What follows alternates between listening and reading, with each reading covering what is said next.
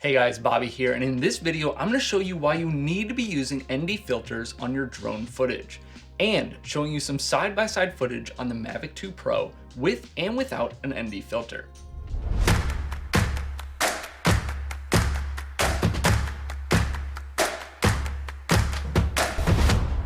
For these videos, I'm going to be using the sandmarc ND Polarizer filters, which I highly recommend, and you can check them out in the description of the video. So real briefly, if you aren't familiar with what an ND filter is, think of it like sunglasses for your camera.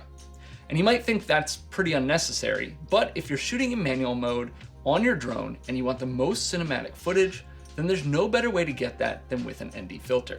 Usually, if you're trying to capture the most cinematic footage, you want to keep your shutter speed at double your frame rate. So for example, if you're shooting 30 frames per second, then you want to be at 1/60th of a shutter.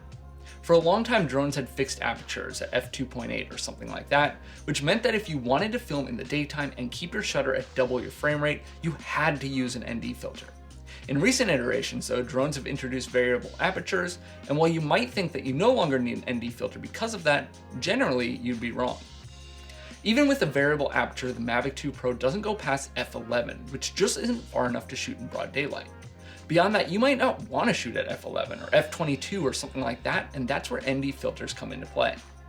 So let's look at a few shots. Here's a clip taken with an ND16 on my camera, and if I were to take it off and stop down as far as I can on the Mavic 2 Pro, keeping my shutter where I want it, you can clearly see that it's significantly overexposed. So even with variable aperture, I would need to crank my shutter down to expose properly.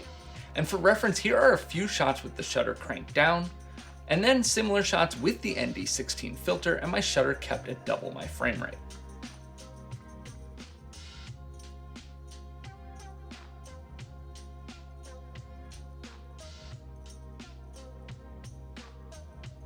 So while the shots without the filter do look around where we would want them as far as exposure goes, and they are technically possible, when you crank your shutter, you lose the motion blur that is visually appealing to the eye, and while it's far from an unusable image, I, along with most people, prefer the look of the one using a filter.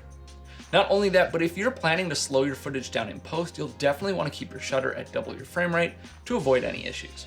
In addition to the reduced exposure you get with the ND filters, certain sets, like the sandmarc filters for the Mavic 2 Pro, combine the ND filter with a PL filter or polarizer, which lets you rotate the filter around to increase or decrease the polarizer effect, and that's going to reduce glare for you and reflections and give you better looking skies. So this can be great when there are windows involved, cars involved, any metallic or water surface like a lake or the ocean or anything like that. So it's pretty simple, guys. I've done videos on ND filters in the past, and I definitely think that they are a must-have accessory for any drone video work.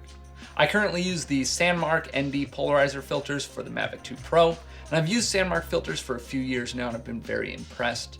I've done video reviews specifically on their filters in the past, and I think they're the best bang for your buck if you want a high quality image and something that's easy to use. If you're interested in picking up a set of the sandmarc filters, I've linked them in the description below.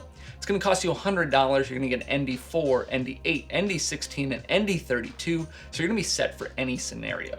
And as always, if you have any questions, please leave them in the comments below. I'd love to have you like this video and subscribe, follow along for more videos like this in the future.